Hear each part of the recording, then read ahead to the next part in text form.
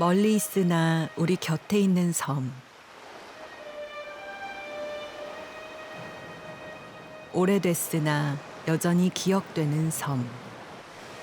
최근 일본이 독도 부근에 탐사선을 보내서 수로 탐사를 하겠다고 해서 우리 긴장이 해경 높아지는 경비정이 상황에서 독도 해상에 대거 집결하고 일본 있습니다. 비행기 한 대가 접근하는 것이 공군 레이더에 독도 주변에서 포착됐습니다. 일본 순시선이 발견된 건 올 들어 넉 달이 못 돼 벌써 18번째.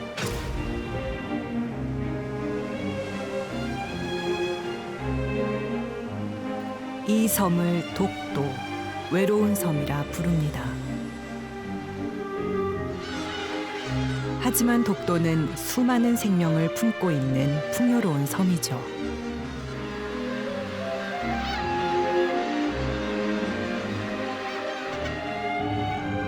요동치듯 전해지는 생생한 생명들의 이야기.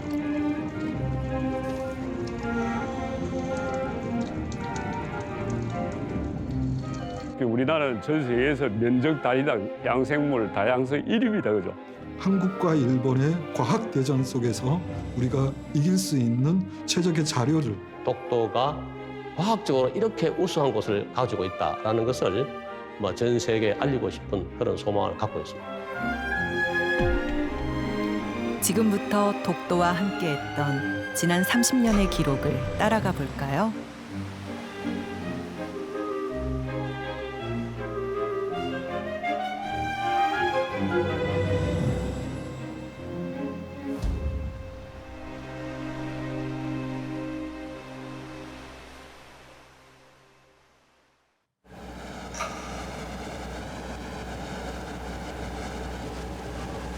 어쩌면 무모한 도전이었습니다. 울릉도를 떠난 지 6시간 만에 독도의 모습을 보게 된 순간 탄성과 함께 새로운 다짐이 선 것 또한 어쩔 수가 없다. 하지만 독도를 기록하고자 했던 열망을 포기할 순 없었습니다.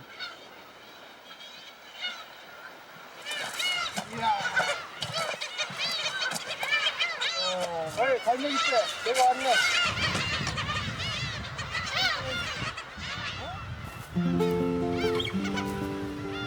(30년) 전 독도 365일을 연출한 최훈근 PD.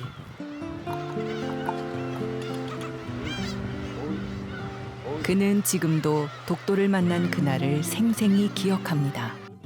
아구,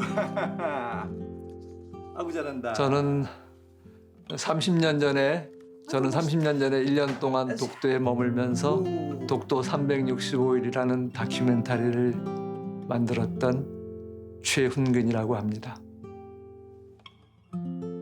독도가 우리 땅 하는 그런 노래도 있었는데 일본하고 그 분쟁이 많이 있을 때마다 진짜 독도가 우리 땅 맞아? 사람들이 불안해하는 그런 분위기도 있었는데 확실하게 독도가 정말 우리 땅이구나 하는 걸 느끼게 할 수 있는 방법이 뭘까 했을 때 독도에 들어가서 1년 동안 살면서 도대체 독도에서 365일 동안 무슨 일이 일어나는가를 한번 그대로 보여줘 보자.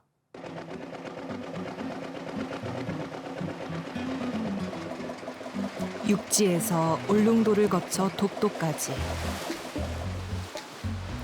동해 외딴 섬 독도에서 1년 동안 산다는 건 쉽지 않은 일이었습니다.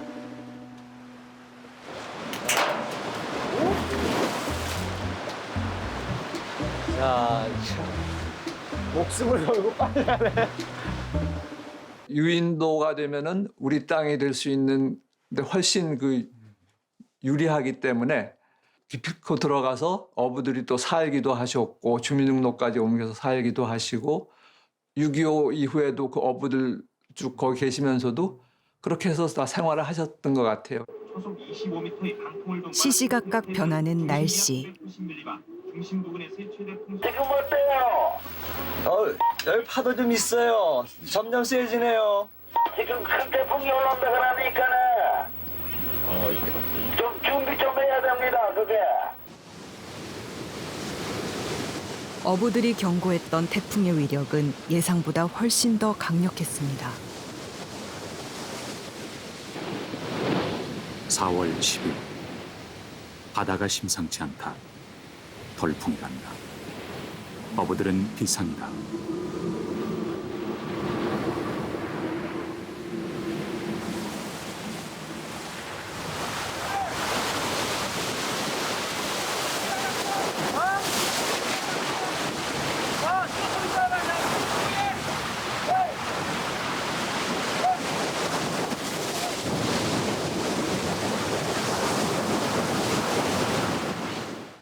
그래서 처음에는 이제 이런 카메라나 장비들을 가지고 왔는데 바다 가까이에다가 놔놓는 기라고.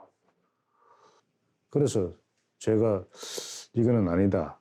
한 4, 5일 동안 계속 바다가 이렇게 잔잔해가지고 저희는 그렇게 그냥 있어도 되는 줄 알고 있었는데 어부들이 들어오시더니 그냥 깜짝 놀라면서 이 사람들 미쳤나 하면서 이거 여기다 놓으면 당신 것들 아니고 바다 거라고 파도 한번 치면은 그래가지고 깜짝 놀래가지고 이제 다 올렸죠. 그랬더니 아니나 다를까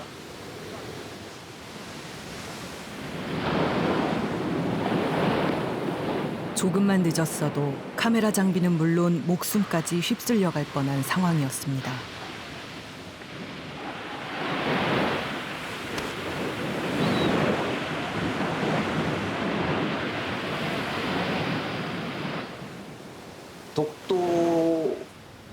독도에서의 태풍 이거는 저희도 궁금했고 일반 시청자들도 매우 궁금해하실 것 같아요. 도대체 독도라는 그 작은 섬에 태풍이 몰아치면은 어떤 모습일까? 좀 항상 그때 되면은 태풍 때 되면은 좀 불안하면서도 그걸 기다리기도 하고 해서 독도의 사계절은 변화무쌍하죠.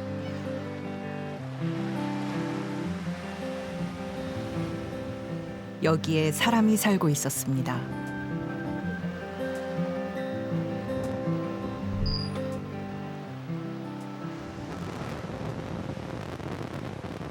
파고 들어갔잖아요. 해산물을 채취하며 살고 있었던 주민. 저 위에 있다가 영감제하고 내하고 둘이서 연구를 해서 선발들 먼저 와 숱한 하고 담배가 있는가요? 뭐 아무것도 없어. 이거 막 굴 안에 이어서 막 누워 자고. 그 요즘 이래 보면 이거는 인간 것도 아니지. 독도는 어부들에게 넓은 품을 내주었습니다. 오니라!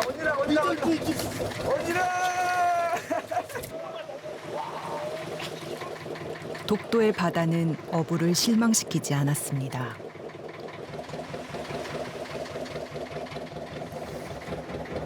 잘 안 불어요. 야, 잘 안 불어요. 내가 먼저 잡아야지. 91년 12월 달에 들어가가 93년 12월 달에 나왔어요. 소라나 전복이나 이런 거 이제 해삼 이런 거 이제 잡는 역할을 했죠. 그리고 최초로 잠수부로서는 독도에 처음 들어가가지고 그 독도에 내가 그래서 내가 생활을 했다는 게 그게 뭐 하루 이틀 자고 오는 게 아니고 그래서 꾸준히 생활을 했다는 게 자부심을 가져요 지금도. 독도에서 유일한 잠수부였던 병권 씨.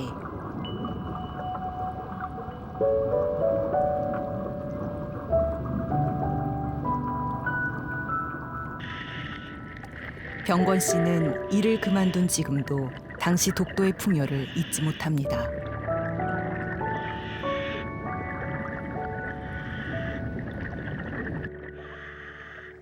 아, 독도가 좋아요.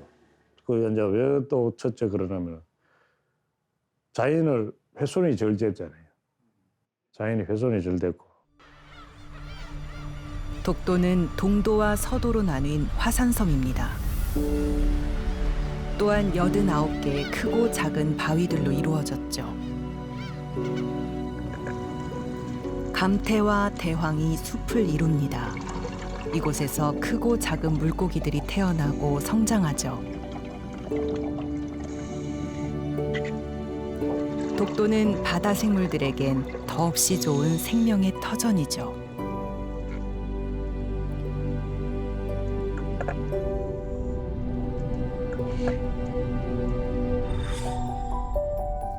독도의 진짜 모습은 해저 지형을 보면 더 잘 알 수 있습니다. 사실 독도는 깊은 해저로부터 2,000m 솟아오른 거대한 화산체의 작은 봉우리에 불과하죠.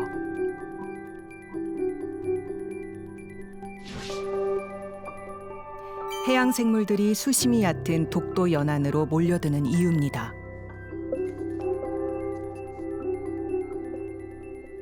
굉장히 깨끗한 바다거든요. 근데 사실 깨끗한 바다라는 거는 사람 입장에서는 좀 좋을지 모르겠지만은 어류 입장에서는 상대적으로 먹이가 없다는 얘기하고 비슷한 얘기거든.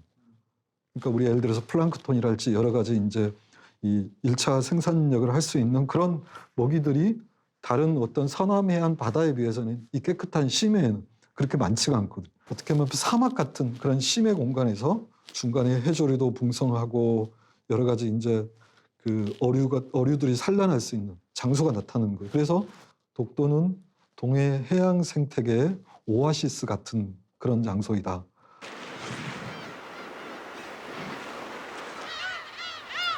독도에서 괭이갈매기는 봄, 여름엔 언제든지 만날 수 있습니다. 철새들도 먼 길을 떠나다 휴게소처럼 독도에 들르죠.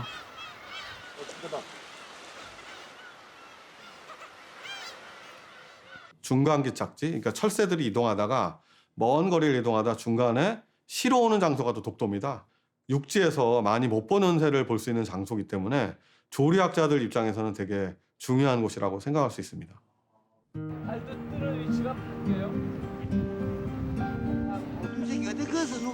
30년 전 우리가 만난 독도는 다양한 생명이 어우러져 살아가는 공존의 섬이었습니다. 까꿍. 뭐 먹고 살지? 어? 뭐 먹고 사니? 저기 약간 저 봐라, 저 완전하잖아. 여기서는 저 본토를 가고 싶은 게 아니라 울릉도를 가고 싶다. 저 멀리 동해 바다 외로워서 오늘도 거센 바람 불어오겠지. 조그만 얼굴 바람나지 독도야 간밤에 잘 잤느냐. 아리랑 아리랑 홀로 아리랑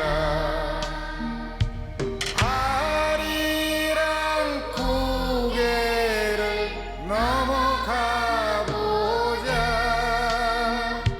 가다가 힘들면 쉬어가더라도 손잡고 가보자. 같이 가보자.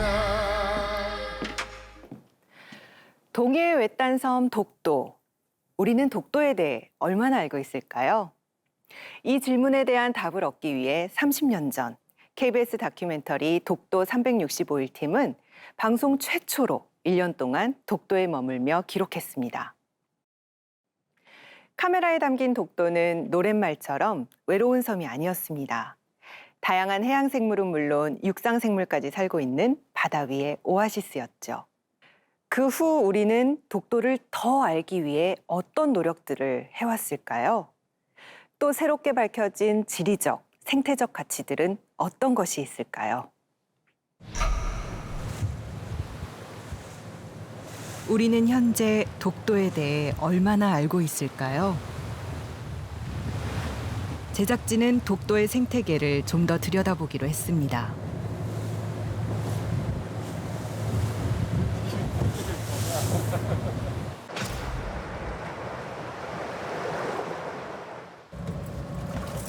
독도의 수중 세계는 어떤 모습일까요?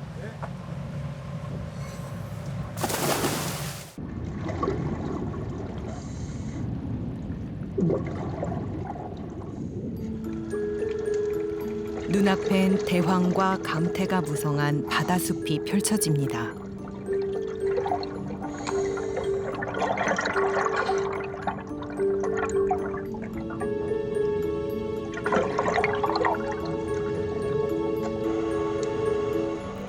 감태와 같은 해조류는 안반에 뿌리를 내리고 자랍니다.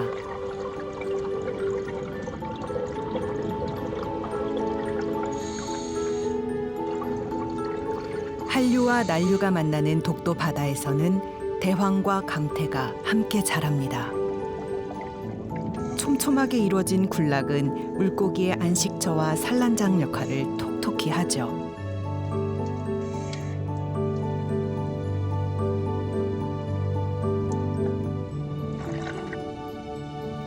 등지느러미에 흰색 점이 눈에 띄는 이 녀석들은 자리돔입니다.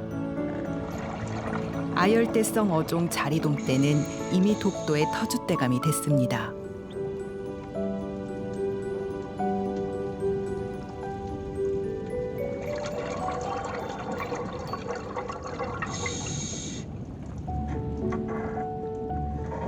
독도 연안의 안반이나 자갈바닥에서 종종 볼 수 있는 파랑돔도 있네요.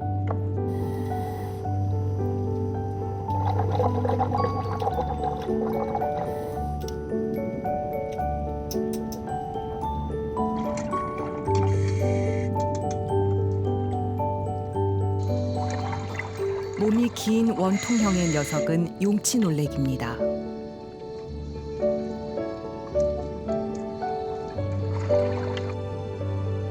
복섬은 바닥 모래 속에 들어가 휴식을 취한답니다.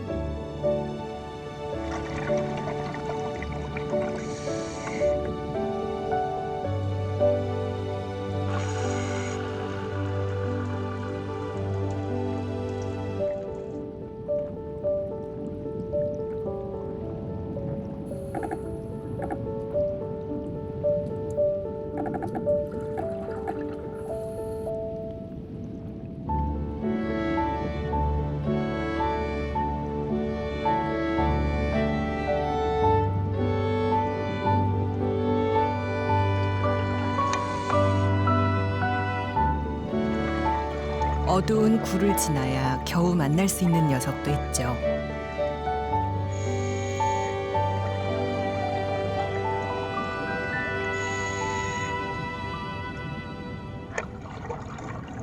양턱에 불룩하게 송곳니를 숨긴 채 바위 틈에 숨어 있는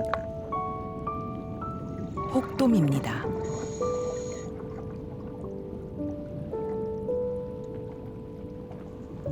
단위 면적당 우리나라에서 가장 다양한 해양 생물들이 살고 있는 바다.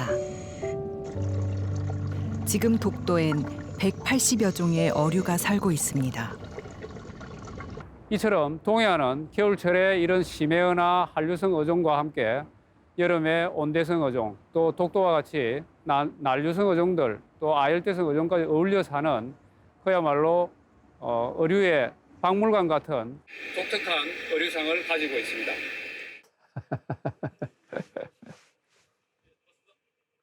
뭐 정확하게 기억이 안 납니다만 그때 한참 이제 독도에 대해서 막 우리 연구원들 그 당시 연구원들이 막 그 뭐랄까 열정을 막 피울 때거든요. 왜냐하면은 독도라는 게 실은 물론 관심이야 옛날부터 있었지만은 실제 그 데이터가 너무 없었기 때문에 그때 이제 첫 시작하는 마음으로 했었죠.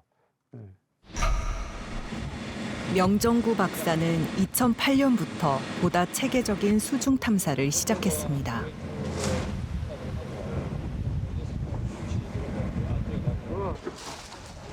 매년 잠수가 가능한 전문가들이 수중 지형과 생물 다양성을 정밀 조사했죠. 항상 같은 경로로 이동하며 수중 촬영을 했습니다. 사진만으론 담을 수 없는 생태적 특징은 현장에서 노트에 세세하게 기록했습니다.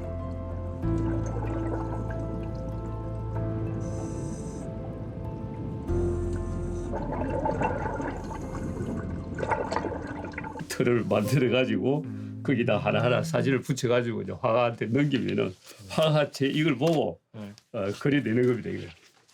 97년도부터 계속 논문만 해오다 보니까 이게 논문만 갖고는 이 복잡한 지형하고 복잡한 생물 분포를 그 감이 안 잡히는 거예요. 그리고 만약 제가 은퇴하면은 그거 가지고 비교할 사람도 없어. 그래서 생태 지도를 그리면서 잠수조사도 표준화 시켜야 되겠다 해서 이제 지금 해놓은 거예요. 명정구 박사가 그린 밑그림엔 매해 새로운 기록들이 추가되었고 마침내 수중 생태 지도로 완성됐습니다. 동도 연안 선착장 아래는 이런 모습이군요.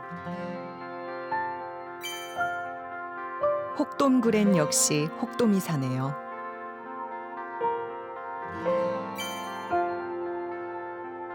녹색 정원이라 불리는 해녀 바위,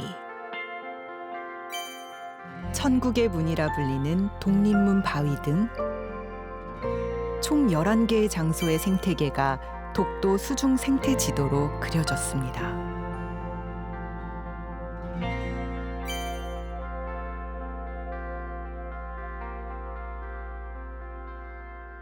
제가 이 생태 지도를 표준화시켜 놓은 거는 들어가서 조사자들이 내가 봤던 언덕과 내가 봤던 골짜기와 봉우리를 같은 속도로 같은 위치로 봐달라는 거거든요. 그렇게 해야 이게 변했다 안 변했다 알 수 있는 거지. 그거 들어가서 아무 때나 들어가서 이 골목 저 골목 보고 들어가서 자기가 지어버리면은 그 장기 모니터링이 안 되거든요. 그래서 조사 방법을 표준화시켜 놓고 저는 30년이라는 거 짧게 생각하니까 앞으로 50년 후에 누가 내처럼 들어가면은 저와 똑같은 코스로 보고서 비교해 보면은 이제 생태 지도나 논문들 보면 비교가 되죠. 탐사 도중 국내에선 아직 발견된 적이 없는 한국 미기록종 어류가 발견됐다. 몸빛이 유리처럼 투명한 이 미기록종 어류에게 취재팀은 전문가의 자문을 얻어 유리 베도라치라는 이름을 붙였다.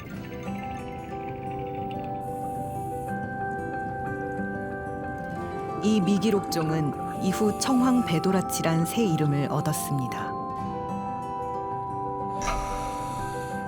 그동안 알려지지 않았던 새로운 해양 생물들이 계속해서 발견되고 있습니다.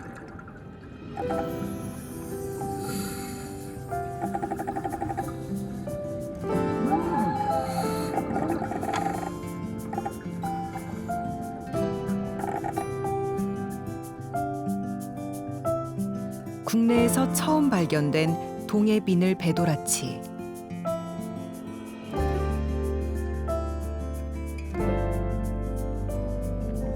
부채꼬리 실고기는 독도에서 처음 발견된 아열대성 희귀 어종입니다.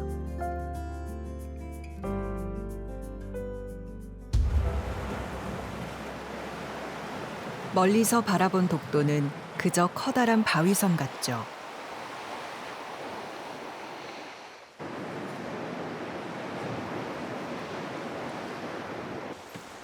좀 더 가까이 들여다보면 이곳을 터전으로 살아가는 식물들이 있습니다.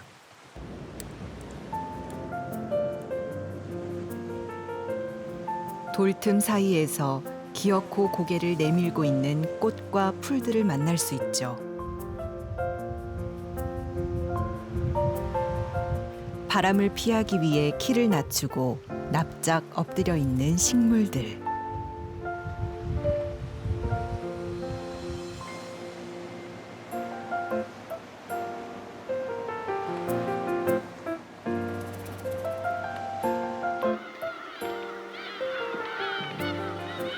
이것은 앵초가의 갯가치 수염인데 잎이 마치 장미꽃이 배열된 모양으로 돼 있죠. 그래서 이것을 가리켜서 로제트라 그래요. 대체로 잎을 땅 표면에 붙이고 있기 때문에 굉장히 강한 바람이 불어도 체온을 잃어버리지가 않죠. 그래서 겨울철에도 이러한 식물들은 잘 살 수가 있어요.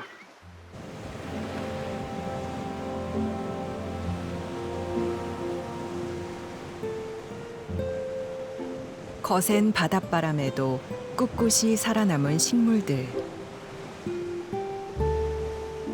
독도에만 60여 종의 식물들이 살아가고 있습니다. 자연에 대해 조사한다는 것은 우리가 기록으로 남길 수가 있습니다. 그 기록으로 남는다는 것은 앞으로 우리가 실효적 지배, 독도의 실효적 지배를 하고 있다는, 강화하고 있다는 가장 직접적인 증거가 된다고. 보통 우리가 이제 독도를 보면 뭐 바위섬이라고 보통 합니다. 바위섬이라고 하는데 그래도 그 열악한 환경 속에 식물들이 들어갑니다. 바람을 타고 날아오거나 아니면 새들이 운반하거나 그 종자들이 날아와서 정착을 하거든요. 정착을 하면 식물들이 자라고 있습니다. 그래서 이제 그런 식물들이 독도는 정말 척박한 땅입니다. 식물이 살기에는. 식물이 자생하기 어려운 독도. 사람들은 육지에서 나무를 가져와 심었습니다. 30년 전에 심은 이 나무들은 지금 어떻게 되었을까요? 핍니다. 보러 오세요. 아가 이제 이렇게 됐어요. 이제 나올랍니다 이게. 야. 요거 이제 10월달에 피던데. 유인도라는 거를 상징적으로 좀 물이 나고 나무가 자라고 사람이 살면은 그것이 곧 유인도다 하는 그런 어떤 상징적인 그 수사였던 것 같습니다. 나무를 심었는데 12,000번 정도 심었는데 지금 살아남은 게 30여 번이었다라고 돼 있고, 식물이 살려면 뭐가 있어야 됩니까? 토양이 있어야 되잖아요. 대부분 토양의 두께가 5cm 미만이에요. 5cm 미만 같은 식물 뿌리도 못 내립니다.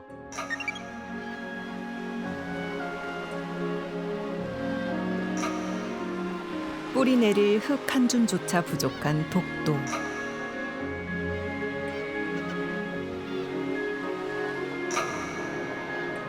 그런 독도에서 억척같이 바위를 붙들고 지금까지 살아남은 독도 사철나무.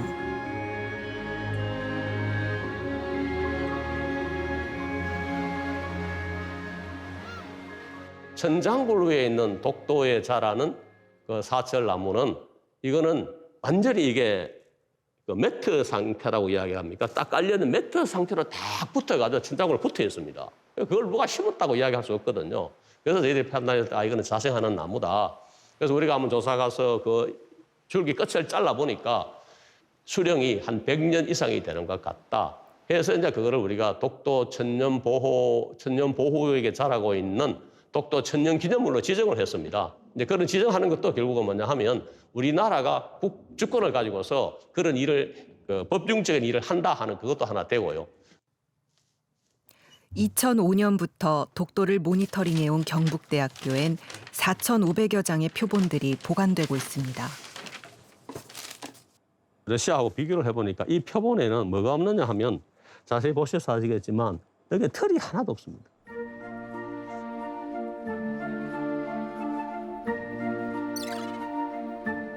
민초종룡은 독도에만 사는 식물입니다. 매우 희귀하게도 털이 전혀 없어 민초종룡이란 이름이 붙여졌죠.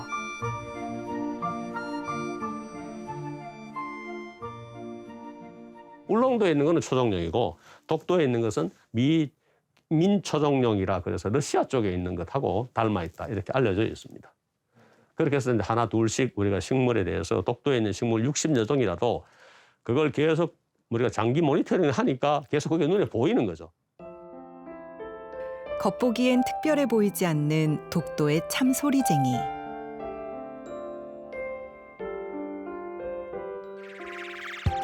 그런데 DNA 검사 결과 육지의 소리쟁이와 독도의 참 소리쟁이는 유전적으로 다르다는 것이 밝혀졌습니다. 독특하게 다른 데 가 있는 겁니다. 유전적으로 아주 다르다. 독도에서 처음에 와가지고 한반도에서 들어와서 자체적으로 긴 세월 동안에 돌연변이가 축적되어서 다른 종으로 진화했다. 그래서 독도 소리쟁이라고 이렇게 이름을 붙이려고 하고 있습니다.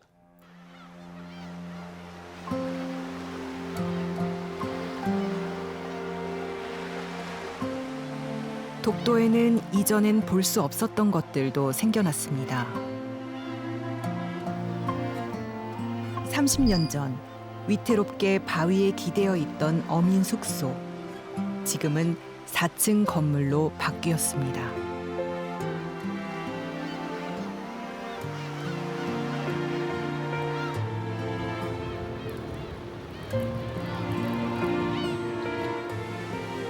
물건을 옮기기 위해 건설됐던 간이 선착장도 더 많은 사람들이 들어올 수 있게 확장되었죠. 독도는 매년 20만 명의 관광객이 찾는 섬이 됐습니다.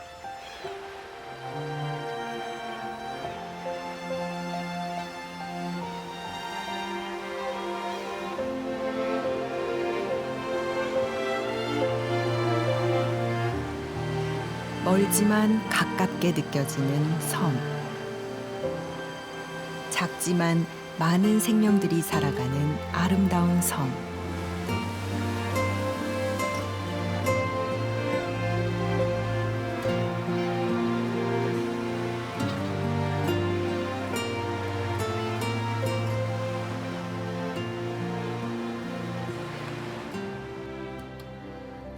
그런데 화산섬 독도는 안전한 걸까요? 제가 이제 2007년도부터 지금까지 쭉 이제 지형 변화 관련해서 연구한 걸 보면은 독도 곳곳에서 낙석 및 산사태가 발생을 하고 있거든요. 예. 근데 그게 그렇게 큰 규모는 아니고 산사태도 이제 소규모로 발생하기 때문에 매년 그런 식으로 지형 변화가 발생하고 있습니다.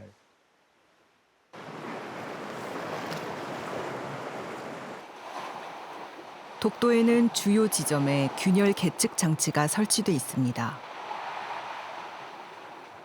이렇게 실시간으로 계측기의 신호들이 들어오는 것을 보실 수가 있고요. 이걸 그래프로 좀 보시면 독도의 지반 변화와 위험도를 확인할 수 있죠.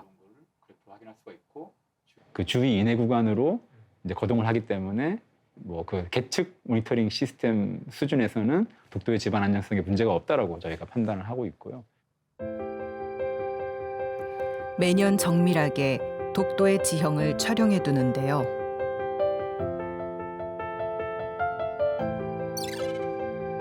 이를 통해 어느 지점에서 낙석이 발생했는지 알 수 있습니다.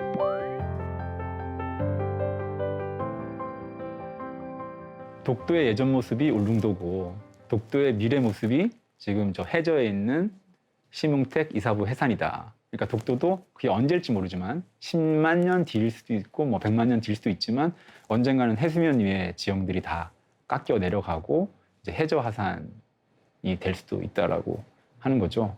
예, 지금 저희가 이제 독도의 지속 가능한 이용을 위해서는 지금 계속 이 독도 상태에 대해서 현 상태에서 바르게 이해하고 뭐 적당히 가까운 미래에 대해서 좀 예측을 좀 해야 될 필요가 있다고 봅니다. 예. 거대한 화산체 위에 빙산의 일각처럼 떠 있는 섬.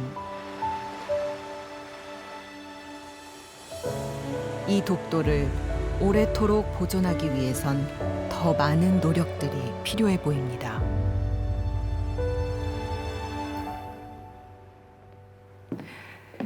대한민국의 동쪽 끝을 대표하는 섬 독도.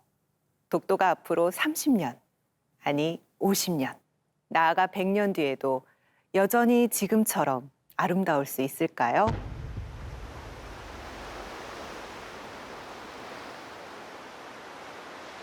아쉽게도 오늘날 독도는 해양 생태계의 변화와 같은 기후 위기의 징조들이 나타나고 있습니다.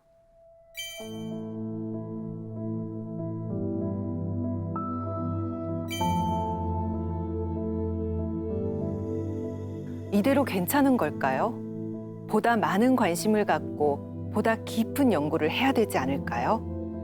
그것이야말로 진정으로 독도를 사랑하는 것이 아닐까요?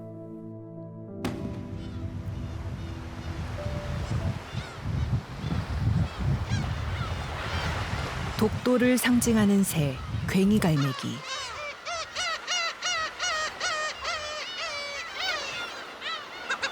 울음소리가 마치 고양이와 닮았다 해서 괭이갈매기란 이름이 붙여졌죠.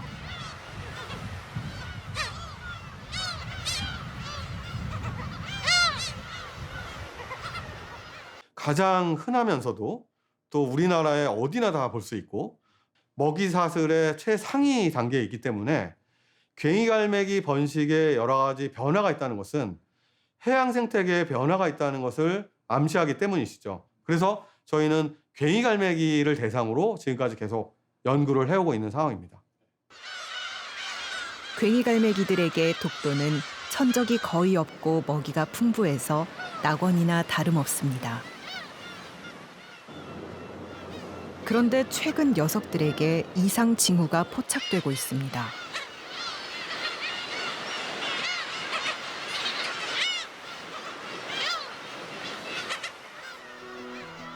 국립공원공단에서는 매시간 괭이갈매기의 서식지를 촬영하고 있는데요. 그 결과 작년 번식 시작일은 4월 13일이었습니다. 30년 전에는 어땠을까요? 이건 뭐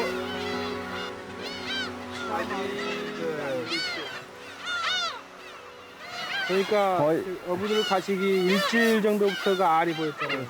일주일 전. 어부들이 5월 5일 나갔으니까 아직 4월 말부터 했으니까 25일 안 됐죠. 4월 말이었던 번식 시작일이 점점 앞당겨지고 있습니다. 특히 조류종은 번식 시기에 특히 새끼를 많이 그런 키울 수 있는 시기에 맞춰서 번식을 시작을 합니다. 마찬가지로 괭이갈매기가 번식하는 시기는 바다에 물고기가 많이 이렇게 도래했을 때 맞춰야 되는데 그 시기가 요즘에 빨라진다고 보고가 되고 있습니다. 그러다 보니까 역시 괭이갈매기도 맞춰서 점차 빨라지고 있는 것으로 저희는 판단이 되고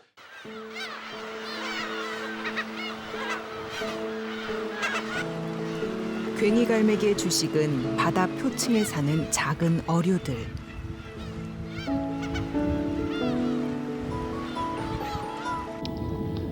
특히 이 꽁치알은 독도 괭이갈매기들의 가장 좋은 먹이입니다.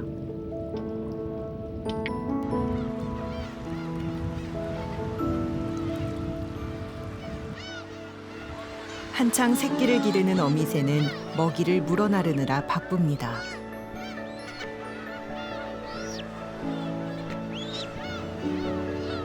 본능적으로 꽁치알이 다 떨어지기 전에 부지런히 새끼를 키워야 한다는 걸 아는 거죠.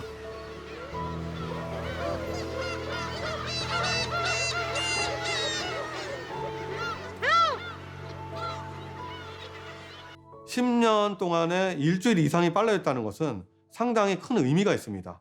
어종이 어떻게 변했나를 봤더니 아열대성 어종이 상당히 많이 관찰이 되고 그다음에 수온이라든지 이런 게 같이 동반해서 올라간 것을 확인할 수 있었습니다. 생태계가 만약에 변화가 되고 뭔가 불일치가 돼서 문제가 발생되면 결국 우리 인간에게도 여러 가지 문제가 발생되기 때문에 그 부분은 되게 중요하다고 볼 수가 있습니다.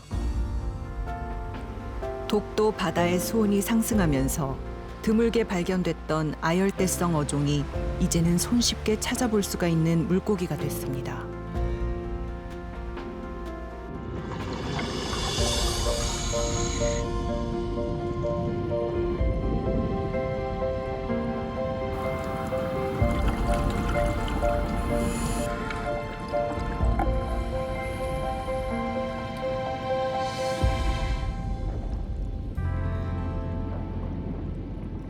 여름에 제주도는 80% 이상이 아열대 열대 어종입니다. 여름에 제가 제주도 들어가면 한 번에 한 70종에서 80종을 보는데 그 중에 아열대 종들이 지금 거의 안 올라오고 있는 종이 대부분인데 이 독도에 가끔 가고 올라오거든요. 이제 또 왔느냐 이러다가 이거 다 뭐 집을 지었느냐 이러다가 바뀌는 겁니다.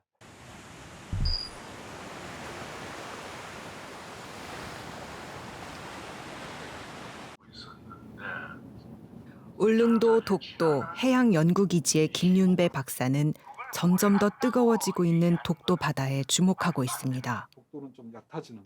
항상 이런 게 아니고 이거랑 또 그냥 높은 정도가 아니라 이례적으로 높은. 그러니까 앞으로 이런 일들이 계속 발생을 하겠다. 그러면은 결국에는 이런 고수원의 에너지들이 어디로 가냐면은 태풍의 어떤 성장이라든가 그런 쪽으로 가니까는 이제 많은 이제 피해들이 일어날 수가 있다는 거죠. 그래서 급변하고 있는 동해의 수온. 특히 지난해 여름엔 최고치를 찍었습니다. 난류의 힘이 점점 세지면서 독도 바다에 영향을 주고 있는 것으로 추정됩니다.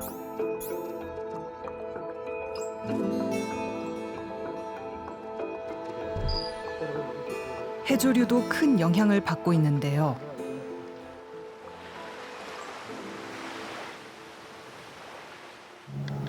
비교적 작은 크기가 작은 조류들 그리고 한 사리가 짧은 조류들은 뭐 1년 가지고도 이게 되는데 그와 같이 대왕이라든가 아니면 감태와 같은 그 다면성 조류는 사실 그 1년 보고 얘기한다는 게 상당히 무리죠.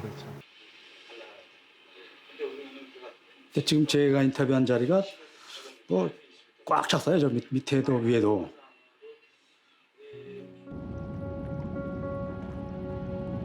그래서 그때는 여기 와가지고 뭐 뭘 하려면 이 흔들림 때문에 멀미할 정도였어요. 바닥이 보이지 않을 정도로 빼곡했던 대황과 감태는 독도의 자랑이었습니다. 대왕감태가 이제 유일하게 우리나라에 남아 있는 그 숲이에요. 우리가 해중림 바다숲이라고 얘기하잖아요. 딱 거기밖에 없어요. 그 독도 울릉도 거기 그 바다숲을 이루고 있었어요. 점점 그게 사라지고 있지 않습니까? 30년 전 오윤식 교수가 찾았던 서도 큰 가재바위. 현재는 어떨까요? 지금도 풍성한 감태, 대황이 눈에 들어옵니다. 하지만 조금 더 들어가자 감태, 대황은 없고 듬성듬성 하얀 곳이 보입니다.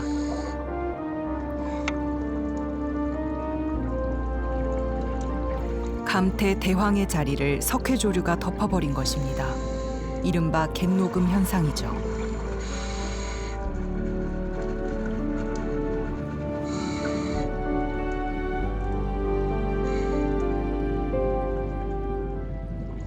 촬영하실 때 봤던 지점인데 예. 바로 그 아까 그 숙소 앞이에요. 이게 다 예. 여기 이거 지금 찍은 거는. 그래서 딱 그 비교가 되죠. 그 제 기억 속의 거하고. 30년 전에는 볼 수 없었던 작고 연약한 아열대성 홍조류도 보입니다.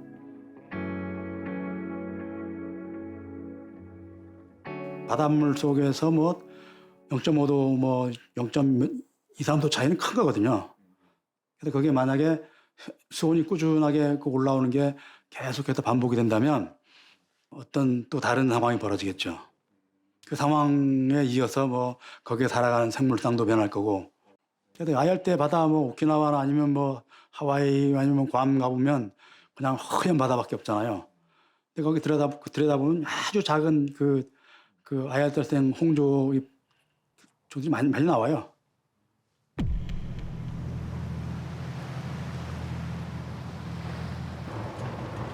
보다 자세한 바닷속 사정을 알기 위해 정기 조사에 동행했습니다.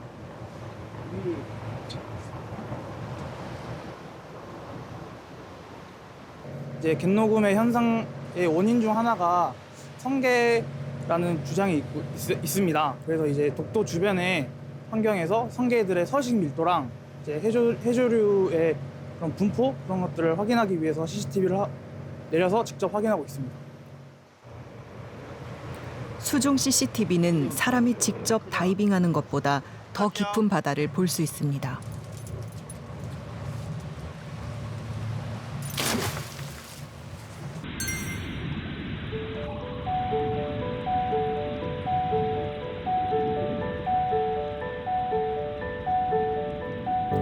동도 해녀바위 부근에선 적지만 해조류들이 보입니다.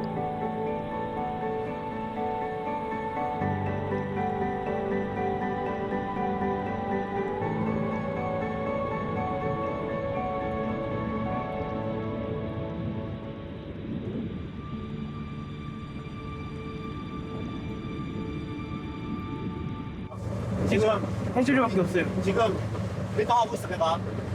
네, 움직이고는 있어요.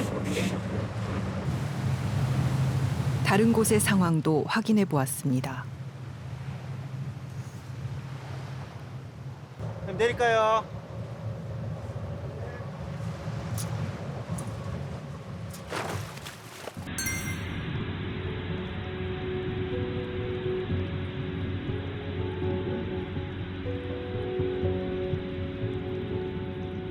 이곳에선 해조류라곤 찾아볼 수 없습니다. 흰 바닥과 함께 성게들만 가득할 뿐입니다.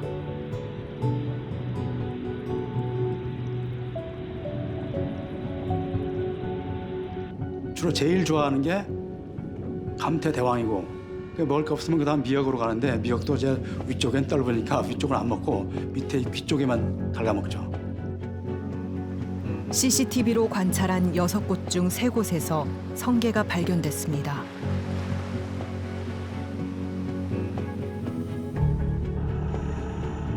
(2015년부터) 작년까지 독도에서 제거된 성게는 14톤.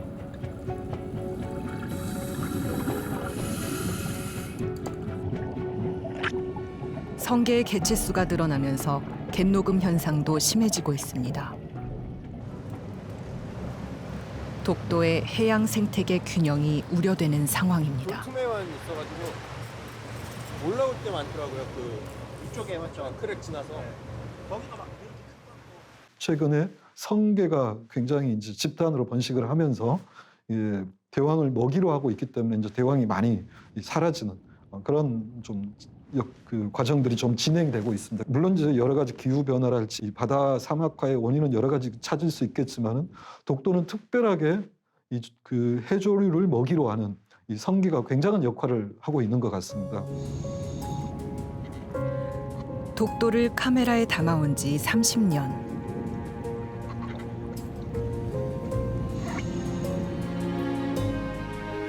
독도는 지금도 변하고 있습니다. 하지만 독도의 바다는 언제나 그랬듯 무생명을 보듬고 키워낼 것입니다. 독도 사랑하죠? 네. 어느 정도 사랑합니까? 사랑하지요. 사랑하고 그 무렵에는 독도 꿈을 참 많이 꿨어요. 그 나온 뒤에도 몇 년 동안. 근데 언제 또 한번 가게 되면은 또 자주 나올 수도 있겠죠, 꿈에. 뭐 저는 동양의 갈라파고스라고 이야기하기도 하지만은 울릉도 독도는 뭐 해양생물로 보면은 정말 심해어부터 시작해서 온대, 열대, 아열대, 뭐 그다음에 회유성이든 떠밀려 오든 뭐 언제든지 볼 수 있는 박물관이라는 생각도 같이 제가 동의를 합니다. 독도 다닌 지가 뭐 30년이면 꽤 긴 시간이죠. 근데 제가 생각은 그래요. 우리가 뭐 귤 껍데기만 까가지고 귤 속을 이제 보기 시작한 거예요. 그럼 거기에 이제 해당해 보려면 뭐 귤 맛을 봐야 되겠죠. 근데 그걸 하려면 그 좀 더 조직적으로 좀 시간 가지고 눈에 띌 만큼 이렇게 확 변한다라는 것은 거의 없습니다. 40년 해도 뭐 30년 해도 그런데요. 그렇지만 이제 꽃피는 시기라든지 이런 것이 조금 바뀌겠죠. 바뀌고 있다 생각합니다. 그런 데이터를 이제 축적해야 된다고 생각합니다.